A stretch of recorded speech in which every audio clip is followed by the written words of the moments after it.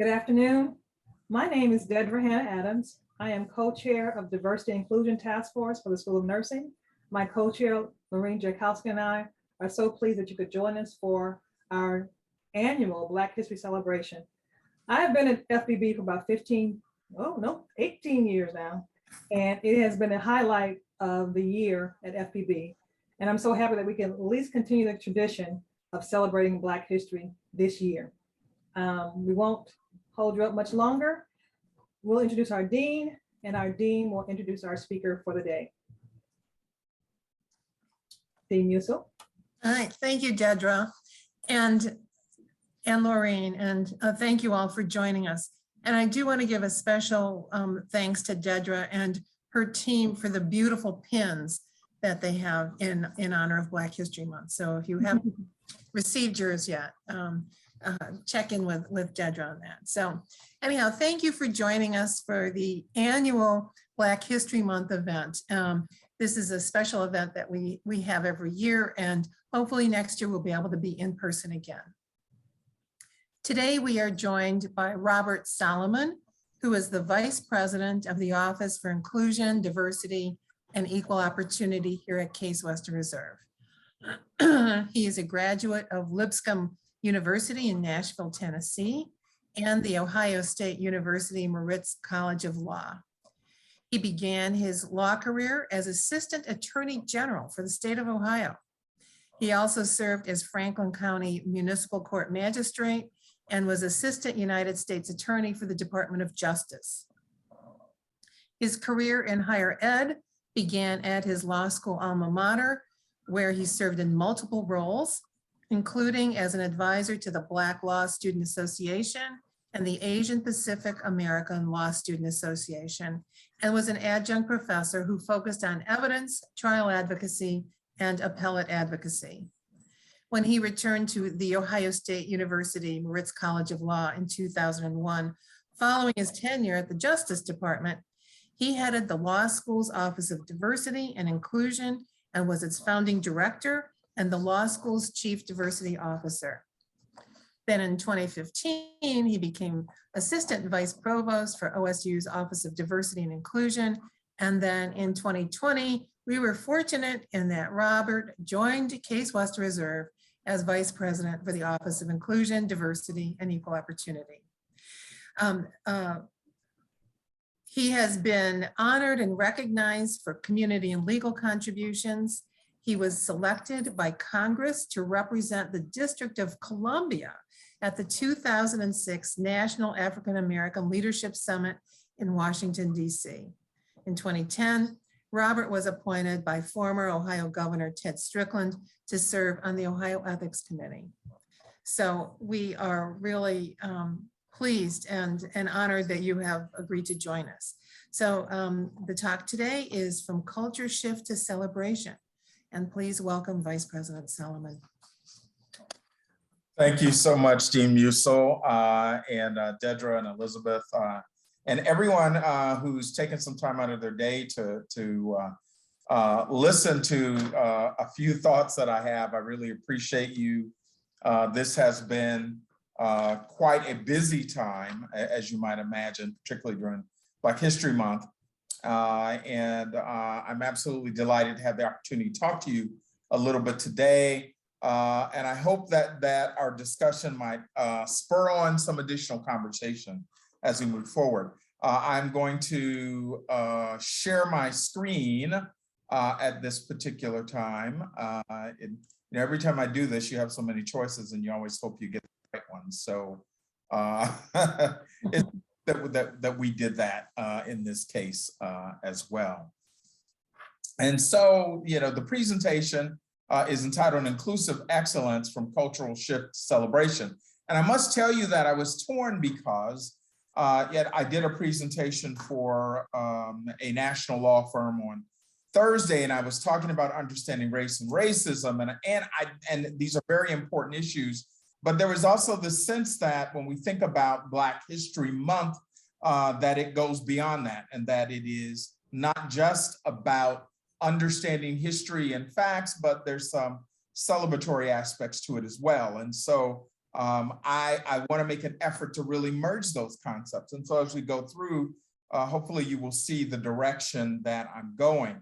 And so the first thing I want to do is to, it seems like I had this before, advancing my screen, okay. Making sure that we understand where we are, and that is recognizing, where we stand with Black history, right? And that Black History Month starts on January 1st and ends on December 31st. And I think that's really important for us to note because we think in a very limiting fashion in terms of, okay, the month of February, this is the last day of February. And there's this sense, okay, Black History Month ends. But the reality is that these contributions throughout history should be incorporated all year long and not just siloed or segregated to the month of February. And it's the same with, Hispanic Heritage Month or Women's History Month, which will start next month, or AAPI month in May. There are a whole host of things that are important to our history that we should include. I particularly like this cartoon, and I entitle it Black History is American History. And if you're familiar with the Tulsa massacre of 1921 in Greenwood, Oklahoma, where there was this disdain for all the progress that Black people were making to the extent that they were massacred, and that information not being known and being kept out of the history books. And so this cartoon really illustrates the story where you have this young kid who's asking the teacher, what else don't we know?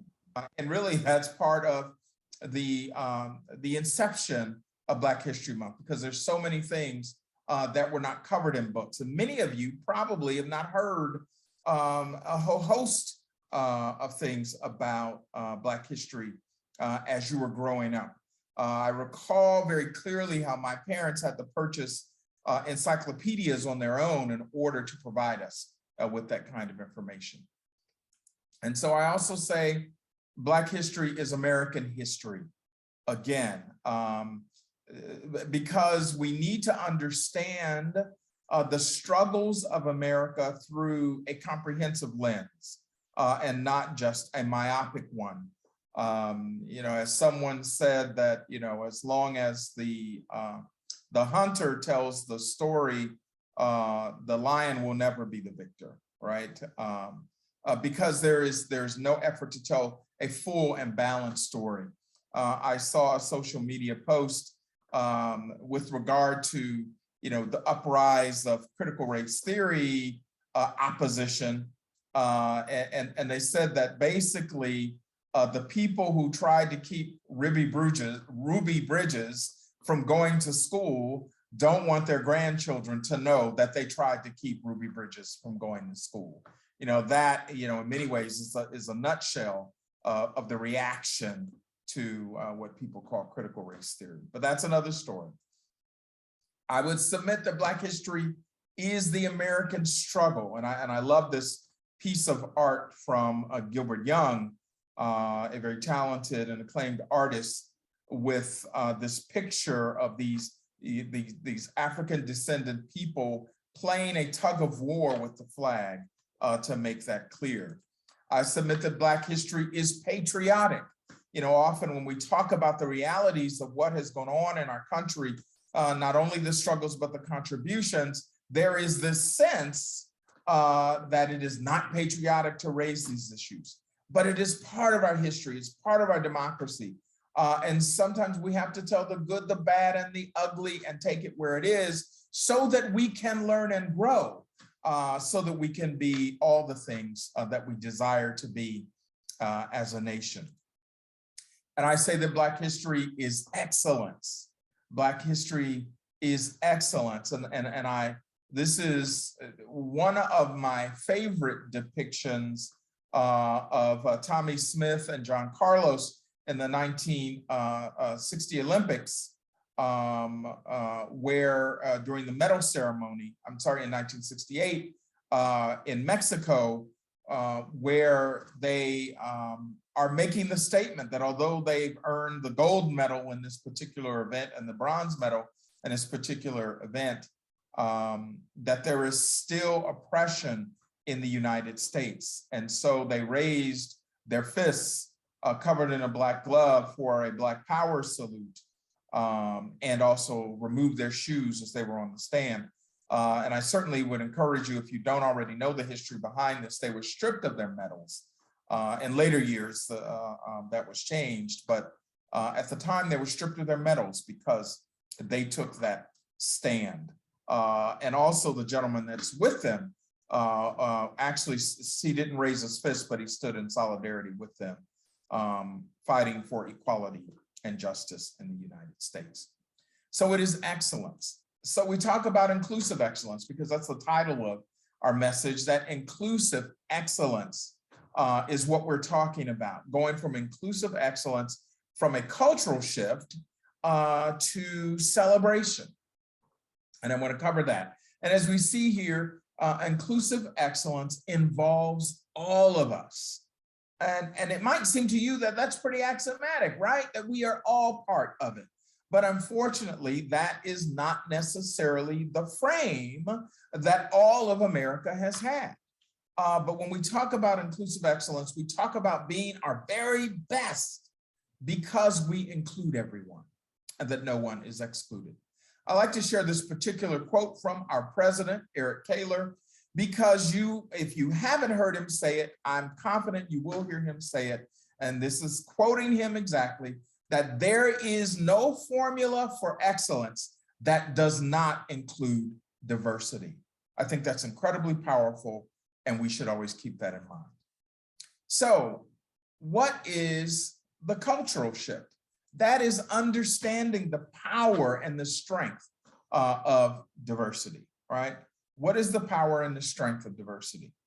And so I have a short video clip that I want to show you because it talks about the Matrix question. I am a huge fan of the movie series of the Matrix. The remake is questionable, or what they just did. But anyway, this particular scene I find powerful that is presented. And I want you to listen closely at this time.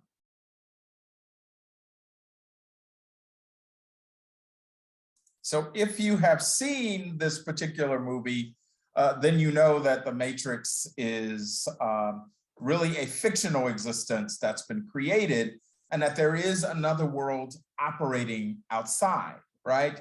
And so here lies the cultural shift. When we think about the breadth of society and everything that's going on, even if we start at 1619 up until the present, where there is opposition to exploring how these things have operated. So if you take the red pill, you will free your mind and see things as they really are. If you take the blue pill, you will continue to live in blissful ignorance, right? And so I submit that for many in our society, the red pill was this, and that is the brutal execution of George Floyd by Officer Derek Chauvin. And this is just, a difficult thing to watch. And I'll give you, my trigger warnings, because I will use some photographic depictions, and I won't stay on them for long, but I think they're important for us to recognize the moment in which we operate today, right? And so there was this moment in our society where minds were opened. And I don't know if it was the convergence of the pandemic. I don't know if it was the fact that we all had to sit and watch this brutality and the reality of what people in Black and brown and minoritized communities have been saying for years. All of a sudden it came to light. But I also want to point out that, and we'll get into this a little bit further, that this depiction was not just about the individual actions of Derek Chauvin, and that they happened within the context of a system that takes place to what I would call systemic racism or structural racism. It took place within a system, and we have to recognize that we learned a lot more than just this specific act, but that Derek Chauvin operated within a system, a racially structured system, a system that would immediately have the authorities of the convenience store, whatever it was, overreact and call the police because they suspected that someone may have been using a counterfeit $20 bill. It is a system that allowed Derek Chauvin to believe that he could literally treat a human being this way, and the bystanders who pleaded with him to stop would not interrupt him and would dare not step forward. It is a system that controlled the actions of the bystanders who knew that they could not engage or become involved. It is a system that allowed his colleagues to know that they would not interrupt, and him to believe that his colleagues would not interrupt the brutality that was taking place. It is even a system that allowed him to have total shock and surprise that he was convicted, because the system hasn't worked that way. It is a system that is in place. And so when we think about inclusive excellence, I want you to think about these 4 things. That inclusive excellence requires an honest understanding of systemic and structural racism. And that is that there are systems and structures in place that produce inequitable outcomes. You don't need a bad actor. All you need is a system that's not operating correctly, or as some posit, the system might be operating exactly as it was intended to operate. But our question is, what are the outcomes? And if the outcomes are inequitable, then we need to take a look at the systems. Second, inclusive excellence requires an understanding that we cannot have true excellence without diversity and inclusion. If it doesn't have diversity and inclusion, it's not excellent. I think all of the experts have shown, science has shown, everything that we know is that the most successful, innovative, creative, productive teams are diverse teams, consistently. And that is consistent with what President Eric Kaler has shared as well. Third, it requires an active cultural shift from the status quo. And what we may not appreciate is that our cultural frame, which I'll talk about a little bit later, is not designed for us to think of the contributions of everyone. But we tend to have a more myopic view, a protectionist view. And actually, I'll get into it a little bit later because you're not ready to hear it yet.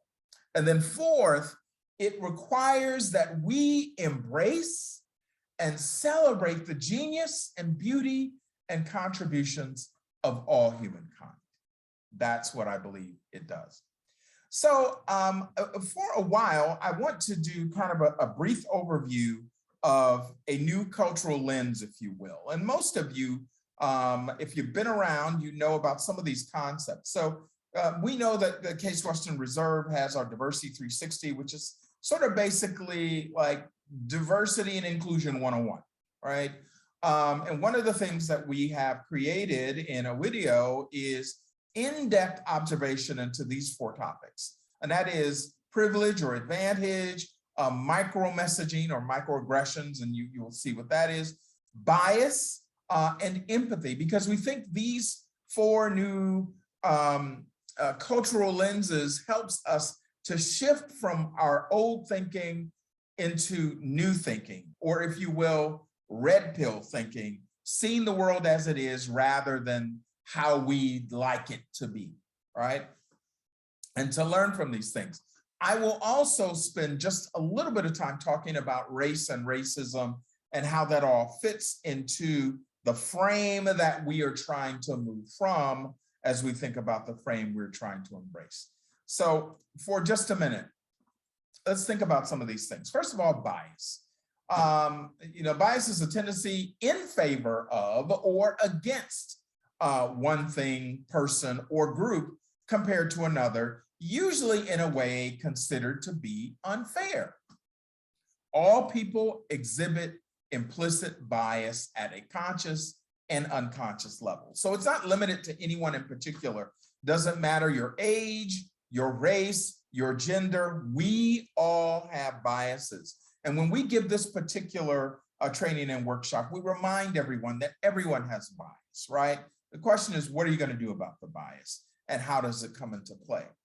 Unconscious bias basically are those unconscious personal beliefs that develop through the critical years of childhood into adulthood that can result in stereotypical and inaccurate thoughts and actions regarding people of a different race, ethnic group, sex, religion, mental and physical abilities or disabilities, age group, sexual orientation, etc. These things really are inundated in us in our developmental years. We don't even think about it, right? But they are there. And so a new frame of mind and shift requires that we think more critically about these things. I love this particular quote that says that even the most well-intentioned person unwillingly allows unconscious thoughts and feelings to influence apparently objective decisions. This is particularly powerful because when we talk about bias, sometimes our reaction is right away is that I'm not biased. I'm one of the most fair, egalitarian people that you ever meet in the world. Well, that's not how bias works. That's not how unconscious bias works. There are things that are ingrained in us that impact us. And we usually encourage people to take the Harvard implicit association test. You can go online and Google Harvard implicit bias, and it'll take you right to it because it's brain science. And we know that you all are scientists. It's brain science that allows us to understand that how quickly we respond tells a story of what might be ingrained in us, even though we might feel that my conscious intentions are to be fair and equal, but it's not. And it plays out all the time. There've been tons of studies that show that, for instance, a resume test or study that has people who have Black sounding names versus those who have more white sounding names, the same resumes, but just changing the names, and how it produces more opportunity for those who have the white sounding names, right? Chances are that the people who are making those decisions might not be aware of how it's impacting them. We've seen the same thing on a gender basis, where you might have the same CV, one with a woman, one with a man, and yet the men were able to advance further than the women by the review of the CVs. The point is that unconscious bias exists, and we should think about ways to deal with it and address it, which I won't deal with today, but we will get to it. We also talk about micro-messaging, right? And microaggressions are something that happen every day. And I'll tell you, we hear about them in our office where people get them from colleagues, professors, other students. And basically microaggressions are the everyday verbal, nonverbal, and environmental slights, snubs, or insults, whether intentional or unintentional. And I will tell you this, that sometimes people think they're being complimentary, right? But it is a slight, which communicate hostile, derogatory, or negative messages to target persons based solely upon their marginalized group membership. Being surprised that a Black person is articulate, or making comments about someone's appearance. And I'll give you one example is that many years ago, my wife had an experience where she had a woman boss who she reported to. And one day she was wearing natural hair, and another day she was wearing straight hair that had more of a European look to it. And the boss says, well, I really like your hair this way, right? Basically saying that I don't like the way your hair looks when it grows naturally from your head, but I like it when it has a more Eurocentric look to it. That's a microaggression, right? Because it unintentionally devalues someone's identity and natural state. Here are some examples that we see. So this, there are a whole host of these signs in this project, but one student says, you don't act like a normal Black person, all right? I'll let you sit with that. So like, what are you? Trying to define what their ethnicity is or race is, and I'll deal with that and debunk that a little bit. Trying to figure out you're not normal like me, so let me figure out where you are. Or the other one that says, no, you're white. Not having this understanding that people of other ethnicities can be along the continuum of how they look and their hue, that it's not just about physical appearance and that there's heritage there. You may have individuals who will, so the good old question to someone who might be of Asian descent, say, no, where are you really from? As if they can't be from Cleveland Heights or Akron or Columbus or somewhere in California or New York, where are you really from? The assumption that because you are not white, you must not be from the United States. But these are microaggressions, and someone may be absolutely innocent in their efforts, but yet they are still insulting. And I will tell you about this. Ojioma Olu in her book, Can We Talk? So You Want to Talk About Race, says that it's like death by 1,000 cuts. So you might think that one of those microaggressions or micro insults or micro messages is not a big deal, but let you go through every day getting a little one from someone all day long. And so the power is still there. Privilege is one of those cultural shifts that we talk about. And some people get their backs up when you start talking about privilege. What do you mean privilege? I work hard for everything and I'm not privileged. But the reality is that certain rights and advantages are available only to a particular person or group. And so they can be unearned benefits and advantages. You can be unaware of the burden carried by those without those same benefits. And it creates this social inequality, right? Common types of privilege, it could be based upon age, disability, race, ethnicity, gender identity, sexual orientation, religion, social class. And one of the things that we do when we talk about privilege is that we make it clear that everybody may have privileges, right? It's not just certain people. And I'll be frank with you, I mean, are white men holding the holy, white, heterosexual, cisgender men hold the holy grail of privilege? Yes, that is true. But privilege is about the benefits that society confirms. That doesn't mean that the person who has the privilege has done anything wrong, but the reality is that there is a certain privilege there.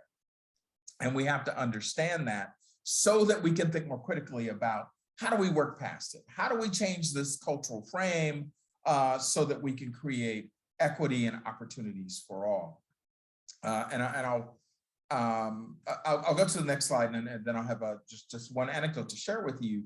Common obstacles for understanding privilege, right? The lacking knowledge of oppression that others face. So if you receive it, you may not be aware that other people are oppressed by not having this privilege, because you don't suffer from this challenge. You receive it, and when we receive good things, we may easily take it for granted. And I'll give you an example, and this is on the disability front. When I was at Ohio State and I was in the law school, I very vividly remember when it was brought to the administration's attention that our facilities workers in the middle of winter, much like a winter we had here, was shoveling the stairs to the law building and dumping the shoveled snow onto the handicap access ramp. Now you might think, oh my goodness, how in the world who could be that stupid, right? Who would do something like that? Well, they were, and we dealt with it. But the point is this: if you are using the stairs and you don't need the access ramp, you will not necessarily notice. And it had to be brought to our attention by someone who needed the ramp, right? And I say to myself, I didn't notice, never looked there, never thought about it. And so when we're not aware of what other people are dealing with, sometimes we have difficulty understanding privilege. The other examples that might be obstacles are lacking awareness of one's own privilege, the belief that, oh, I'm just normal, right? Certainly as a male, I don't always appreciate the privileges that I enjoy as being male, right? But the reality is that I do have male privilege. I do have gender privilege. And just because I don't see it, it doesn't mean that it matters. Another quick anecdotal story. I remember my wife and I were traveling early on in our marriage. I mean, we were in our 20s. We stayed at a resort. We traveled to the resort at a time that we used traveler's checks. Now, some of you of a certain age will know exactly what I'm talking about. So as long as they don't stamp the checks, you can get them back. They operate as cash. And I remember we checked into our room. It was awful. It was dated. We hated the place. We wanted to leave. And so I said, well, yeah, we can leave. And I said, well, do you want to call the front desk and get the traveler's checks back? And my wife said, and this resonates with me, and we were 27 and 25 years old. And my wife said to me that if you call, they will give them back. But if I call, they will not give them back. And that was the first time really in my life that I thought critically or learned more critically about male privilege, and that people respond to men differently than they do to women, right? And so that was an aha moment for me to understand how privilege works. And it's still like that today. I did one training and someone told a story that the same thing happened at their kid's school, that his wife told them that they won't call me back, but if you call, they will. And he said that that's exactly what happened. Or next, denial or avoidance of looking at others' oppression and one's own privilege denials that differences make a difference. You know, in other words, simply denying it. It doesn't matter who you are. A sense of superiority and entitlement, conscious or unconscious. You might feel that, okay, I deserve everything that I'm getting, and it doesn't matter. Feeling of guilt, shame, and discomfort about privilege. And I think it's important to note this is because this really sort of tracks with some of the alleged concerns about critical race theory. And that is that there's this agenda to cause people to feel guilty. Well, even in this privilege setting, there is no need for anyone to feel guilty. Don't feel guilty because you have privilege. We all have privileges. The question is, how will we use our privilege, right? And that's the real question. If anyone's trying to make you feel guilty for having privilege, then they're off the mark. Focusing on one's oppressed group identities. Now, this is really important because there's a notion of intersectionality, and we don't have time to deal with all of it, but none of us are any one thing. So we can have privileged identities and oppressed identities. So if I am a white male and like I said, I'm in the Holy Grail group, but I grew up poor, I have an oppression. I have an economic oppression throughout my life. And so it's possible for me to say that because I have had to struggle in financial areas of my life, then my privilege doesn't matter. Well, they don't cancel each other out. It would be just like me saying that, I can discount my gender male privilege because I'm a Black man, and because I have racial oppression, then my gender privilege is not real. And the point is that if we get into that loop, then we can't really make that cultural shift. I like to share this because I think it sums up privilege. When you debate a person about something that affects them more than it affects you, remember that it will take a much greater emotional toll on them than on you. For you, it may feel like an academic exercise. For them, it feels like revealing their pain only to have you dismiss their experience and sometimes their humanity. The fact that you might remain more calm under these circumstances is a consequence of your privilege, not increased objectivity on your part. Stay humble. And I think that the point is this, that when people share microaggressions or when they share oppressions, that we shouldn't be dismissive because it hits to the heart more significantly. And I love the term that's used. We should always have cultural humility, recognizing that there's so much that we don't know and that we need to know.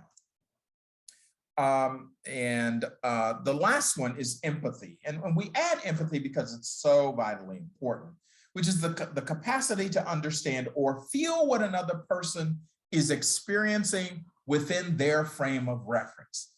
The capacity to place oneself in another's position. Seems pretty easy and obvious, but sometimes we struggle. So attributes of empathy are to be able to see the world as others see it, to be non-judgmental, to understand another person's feelings, and to communicate your understanding of that person's feelings. So, I think about this when I think about the non-judgmental. If I take you back to when my wife pointed out that the resort would respond more positively to me than her, being judgmental might be that, oh, you just need to have more confidence, or you need to speak more firmly, or whatever, having these judgments rather than a recognition that there was an insight that existed that perhaps I did not know. Empathy is about listening for and acknowledging feelings or having the willingness to understand, right?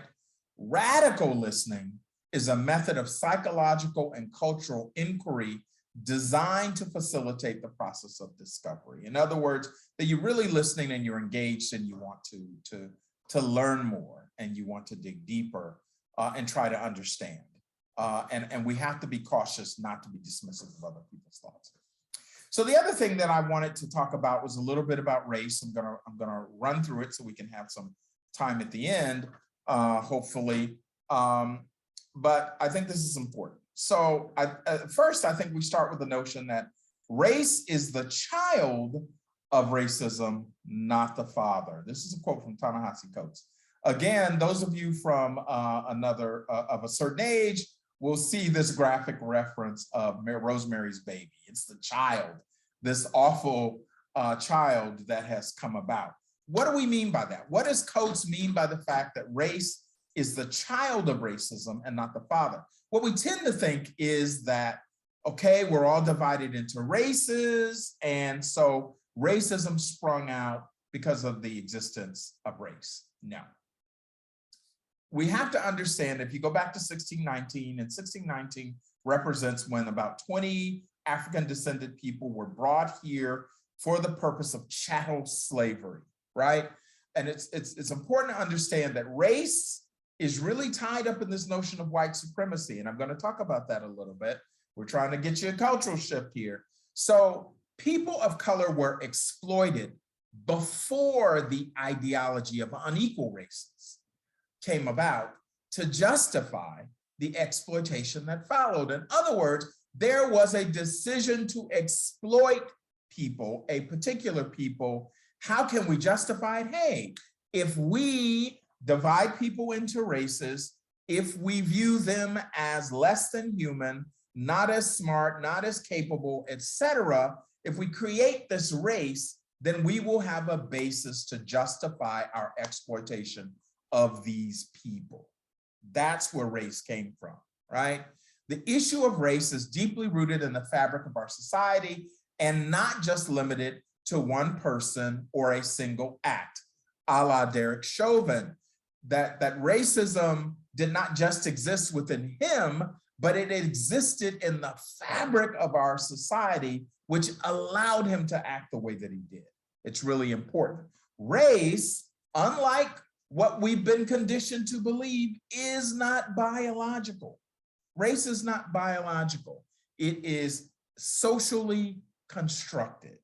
It is not biological. And so we have to understand that in order to appreciate how it continues to invade our society.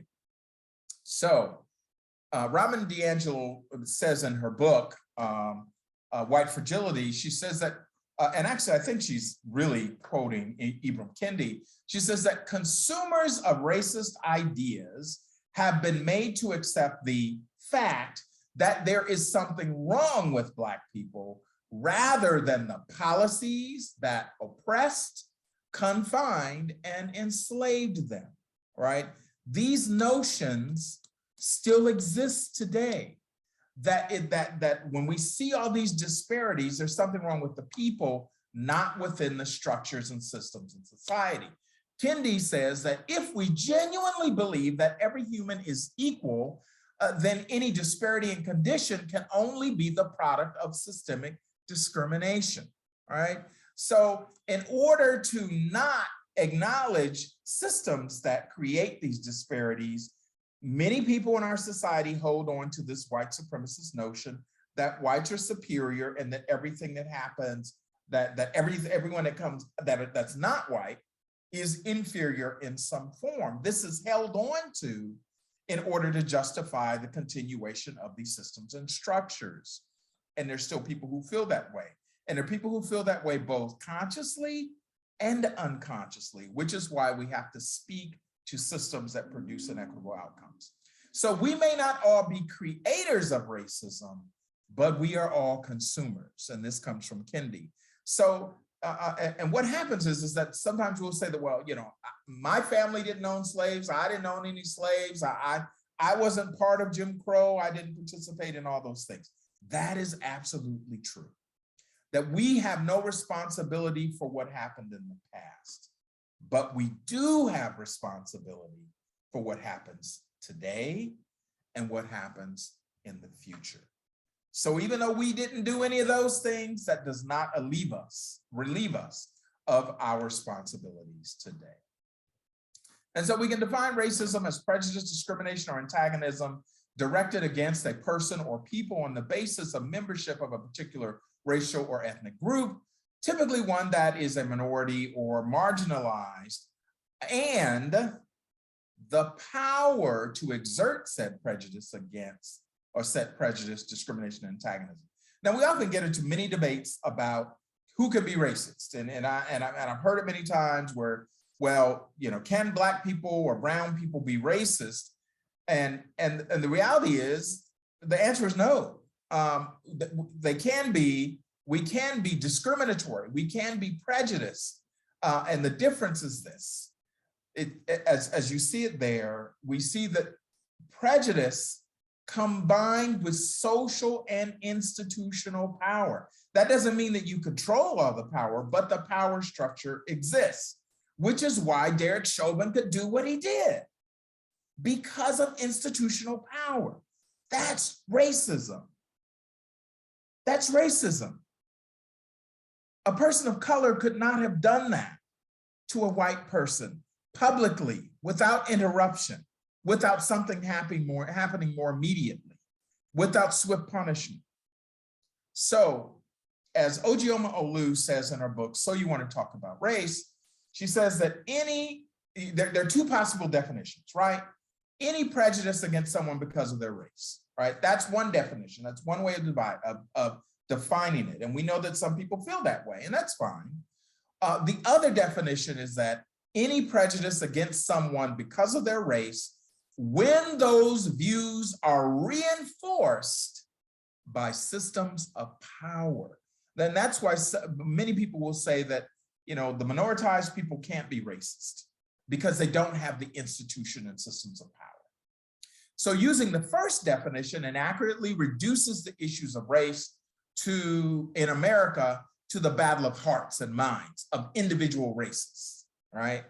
Instead of seeing racist behavior and racial oppression as part of a larger system. And that's Ijeoma Olu in her book, to which I agree. So these are definitions of structural racism, the trauma of racism and having to deal with those issues. And I'm gonna keep moving because I said our time is spent. And I know that some people resist this notion of white supremacy because Our general definition tends to focus in on the KKK and neo-Nazis and other hate mongers. And those are racists, and those are people who espouse the notions of white supremacy. But we have to understand that white supremacy describes the all-encompassing centrality and assumed superiority of people that are defined and seen as white, and the practices based upon this assumption. The US is a global power and circulates white supremacy globally via mass media, advertising, movies, military presence, missionary work, and other means. We have to understand that these subtle messages are really piped out to all of us. I mean, everyone's affected by it, and it's important to know. So this is Ibram Kendi's further expression about anti-racism, because I think that when we get this cultural frame, we want to move into an anti-racist approach. There's been a lot of talk about it since 2020 and George Floyd. I'm not going to cover that slide. I do want to note that Robin DiAngelo says niceness is not anti-racism. And that's, you know, when some people feel that, well, if I'm just nice, then that's anti-racist. No, that's not anti-racism. It takes action. And she actually has a book, her most recent book, entitled Nice Racism, and I certainly would encourage you to read that book. Here it is. This is a chart, a graphic that was created by Andrew Ibrahim about the different zones. So becoming anti-racist, and I want you to, you know, we're trying to make this shift. So the different zones, there's the fear zone, there's the learning zone, there's the growth zone. So the fear zone is that I deny racism is a problem. I avoid hard questions. I strive to be comfortable, because we got to have some uncomfortable conversations. I talk to others who look and think like me. To move into the learning zone, I recognize racism is a present and current problem. I seek out questions that make me uncomfortable. I understand my own privilege in ignoring racism. I educate myself about race and structural racism. I am vulnerable about my own biases and knowledge gaps, and I listen to others who think and look differently than me. It's a learning zone where we grow. And then in the growth zone, I identify how I may unknowingly benefit from racism. I promote and advocate for policies and leaders that are anti-racist. I sit with my discomfort. I seek out I speak out when I see racism in action. I educate my peers how racism harms our profession. I don't let mistakes deter me from being better. I yield positions of power to those otherwise marginalized, and I surround myself with others who think and look differently than me, right? And so what we want to do is we want to move to this anti-racist approach, this cultural shift of having a greater sense of awareness and objectivity and being able to celebrate. So anti-racism allows us to embrace this and celebrate the genius and beauty and contributions of all humankind. It can be the bridge that connects mere cultural shift to authentic celebration. So Black History Month, I submit, is a celebration, knowing that Black people stand on the shoulders of ancestors who labored and sacrificed for our future. And knowing that all of us, no matter what our race or ethnicity or gender identity or sexuality, we all stand on the shoulders of the incalculable contributions of those of African descended people, because those contributions were made to the world. There's couple last things that I want to share, and then we'll move on from there. A friend of mine posted this in social media. It is really directed to Black people in terms of facing challenges and difficulties, and I thought it was a powerful statement. I want to share it with you right now, and it's entitled, "It's Not in Your DNA to Quit." And so the writer says, "So you mean to tell me that someone down in your ancestry line survived being chained to other human bodies for several months in the bottom of a disease-infested ship during the Middle Passage, lost their language, customs, traditions, and picked up the English language as best they could while working free of charge from sunup to sundown as they watched their babies sold out of their arms and women raped by ruthless slave owners. They took names with no last names, no birth certificates, no heritage of any kind, braved the Underground Railroad, survived the Civil War to enter into sharecropping, faced the burning crosses of the KKK, averted their eyes at the Black bodies swinging from ropes hung on trees. They fought wars as soldiers only to return to America as boys, marched in Birmingham, hosed in Selma, jailed in Wilmington, assassinated in Memphis, segregated in the South, ghettoed in the North, ignored in history books, stereotyped in Hollywood. And in spite of it all, someone in your family line endured every era to make sure you would get here. But you receive one rejection, face one obstacle, lose one friend, get overlooked, and you want to quit. How dare you entertain the very thought of quitting? People you will never know survived from generation to generation so you could succeed. Don't you dare let them down. It is not in your DNA to quit. And I find this inspirational because it reminds us a significant part of our history that brings us to today. So I say we should celebrate our trailblazers, right? You all know these trailblazers. Let's celebrate them for paving the way for where we are today, not just for Black people, but for all people. Celebrate our trailblazers who have made a difference. And these are our alums and the people who have put in work that we may not have ever seen before. Celebrate our trailblazers and celebrate our future. And I'll end with this quote with Dr. Martin Luther King. He says, "An individual has not started living until he can rise above the narrow confines of his individualistic concerns to the broader concerns of all humanity." That's why Black history is important, so that we can care about and be concerned with the concerns of all humanity. And that's all that I have. I'll stop the share and we can proceed from there. Sorry I went so long. Oh, thank you so much. I would say it was uplifting for me to do not quit, because some days it gets a little hard. Yes. But definitely it was encouraging for me to hear what you had to say today, and reminders that as far as diversity and inclusion, the work is for all of us. Yes. All of us are involved in this work to improve our surroundings, our organizations, our communities. It's up to all of us to do it. If you have questions, we'll ask you to use the Q&A to submit your questions, and I will share the question with Vice President Solomon. The first question I have before you finish comes from one of our colleagues.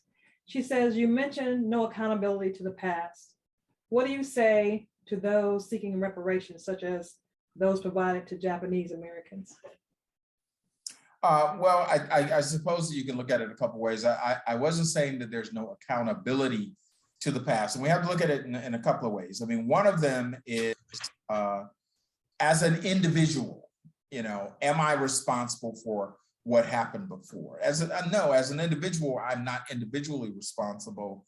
But I think that when we think about but as I said, we are responsible for today and tomorrow. So as a society, though, we can think critically about how to remedy the present effects of what happened in the past. I mean, the reality is that our government has always played a critical role in the oppression of marginalized people in the past. And so one remedy that we saw was what happened with the Japanese who were in internment camps.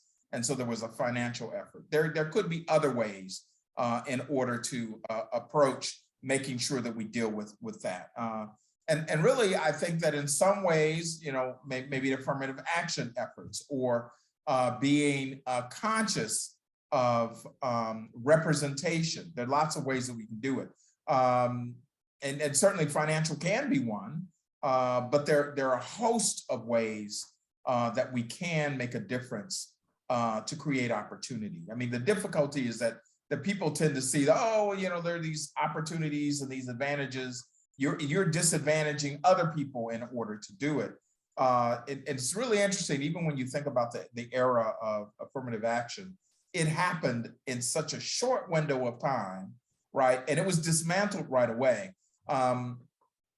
Heather Burton and I do a presentation that's entitled The Shades of Freedom. And we actually do a law and policy retrospective of, you know, when there have been pluses and growth, like the Civil Voting Rights Act and different things like that, and how retrenchment happens almost immediately. So even those efforts have been fought and battled consistently. We see it right now with voting rights. It is being constantly chipped away, and with the gerrymandering efforts that's going on all over the country, there is a definite and distinct effort to limit the franchise and the voting of people of color. Thank you. We have another question. Can you elaborate on the difference between racism and discrimination? Yes.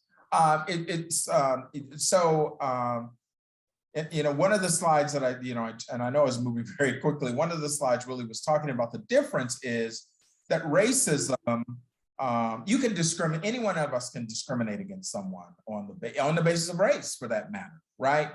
But the difference is my discrimination backed by institutional power, right?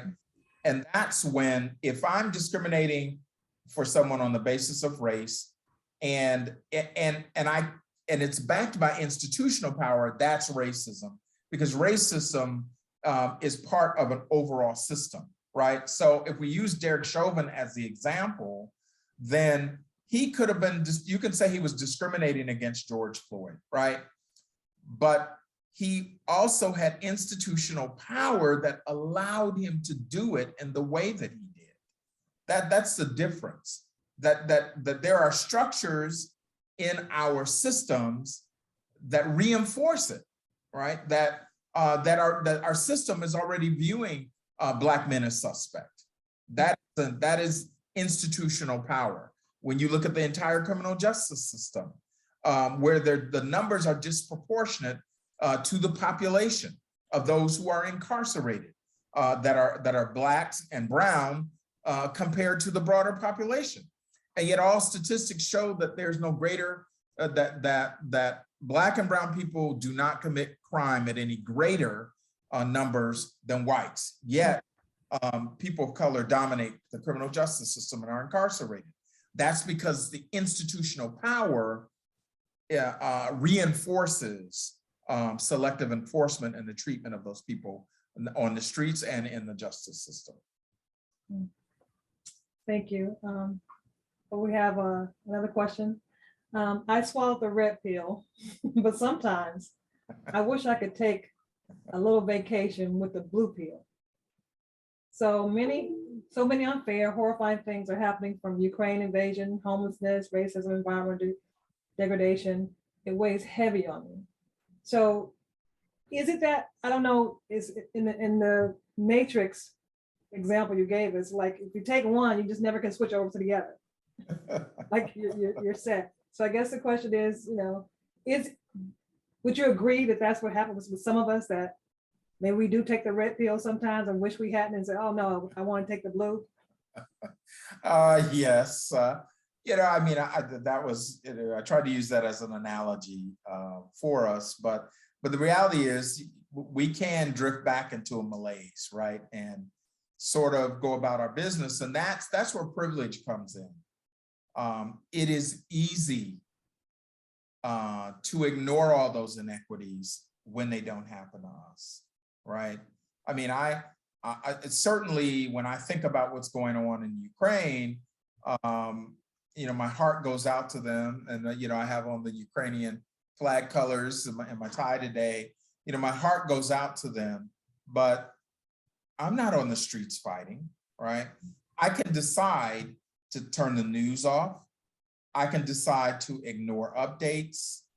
I can blissfully go along with my life, ignoring what's happening. Or I could say, how can I contribute to those causes? How can I be supportive of Ukrainian students who come to our campus? How can we make sure that they are surrounded with support and love and care? I can do that. But we all get a little stressed and overwhelmed. And I'll say this, and I remember that Beverly Tatum, former president of Spelman College, spoke a number of years ago, and she was talking to her students about injustice and things that they were dealing with. And she noticed that her students were getting depressed because the problems were so overwhelming. And really, that's how many of us see it, right?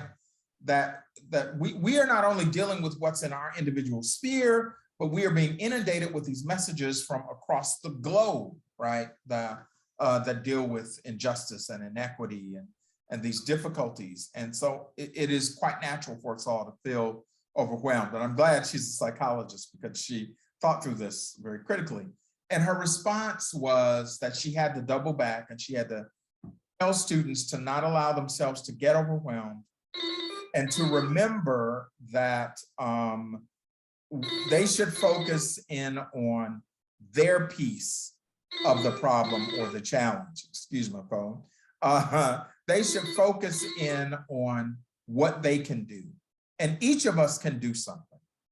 Each of us can make an impact. We can't control everything, but we can control some things. And even if it is a message of inclusion, of support, even if it is serving on a committee to make sure that equality happens, even if it is speaking up and interrupting bias when it happens, even if it is instructing someone that what they said was a microaggression and encourage them to think differently and to act differently, we can all have an impact and recognize that we should try to affect our sphere and focus in on that and know that there are people all over the country, all over the world who are battling injustices of many kinds. And hoping that the cumulative effect of all of our work truly makes a difference. Thank you. We have a couple more questions. The question is, how can we help privileged students to become anti-racist and share the burden of changing the today and tomorrow? I think that one, education is key. Providing them with as much information as possible, certainly is skewing that whole anti-CRT notion, right? Getting them to understand that they do have privileges and that they have a responsibility, not for the past, but for the future, and that they can make a difference, and engagement. So, no matter how much we talk to them, unless we become engaged with them in some way, they will not really have a true understanding of what that means. And so I think we have to become engaged with them, and they have to become engaged with people in a meaningful way who differ from them, and expose themselves kind of cross-culturally so that they can begin to learn and to grow. And when I look at that chart, the anti-racism chart, which Dr. Ibrahim put together, I think that is a way of looking at it. Well, we have one last question, and we'll let you go. As we work to reframe our organizational and structural cultures, has remote work and instruction changed the approach to inclusion, diversity, and equity initiatives? It's another good question. I think that as a practical matter, we had to shift to online efforts, and I think we've learned that they can be good, right? And so I think that's important, that they can be useful, like we're using it today, right? Mm-hmm. Probably get a bigger critical mass sometimes when you make something virtual. But I also think that I think we've lost some of our in-person skills, though, some of those soft skills. So I would like to see us as much as possible to get back to engaging with each other in one-on-one formats, because it's too easy for us to not do so in the formats, the virtual world and the virtual format. But I say let's use virtual, to our advantage, but let's not rely on it because we need some one-on-one human skills. So the way we've used it, we've adjusted by offering virtual, but we definitely don't do that exclusively. As soon as we were able to actually be face-to-face, that's exactly what we did in our efforts and in everything that we do. I think that's what we have to work on. Well, I'm gonna leave it right there. I really appreciate you coming and sharing your thoughts with us. Like I said, words were encouraging and uplifting, kind of, okay, continue to fight. I thank you for your time. And if there's nothing else, I think I have one more question. Is Diversity 360 training still required for all new students? Yes, it is. Okay. Still required for all new students. Okay. Again, thank you so much. Dean Mills, I don't know if she's still here. Does she have some words that she wants to close with? I don't think so. But again, thank you, Vice President Solomon. And thank you all for attending and have a wonderful week. This is Monday. Continue to fight. Thank you so much. Thank you.